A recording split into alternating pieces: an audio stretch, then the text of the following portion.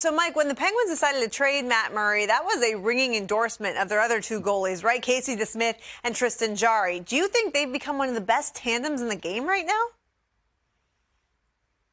There's a lot of good tandems, but right now, Jamie, yeah, absolutely. The way that the Penguins goaltending has been in March and this month, it's been better than anybody else in the league. So you got to say right now they are. It was a tough start for the Penguins at the start of the season defensively and in goal, and both have been a lot better. But the goaltending this month has really stood out. This is a big reason why Pittsburgh is where they are. So when Tristan Jarry goes out of this game after the first period, unfortunate, we hope he's doing okay. Casey DeSmith comes in, plays really well for the Pens as they get the win over the Islanders. And you look at the Penguins' defensive stats in the month of March. Expected goals against, that's the team defense. Very good, they're 10th. Their goals against average is second, and goals saved above expected. That's that isolated goaltending impact.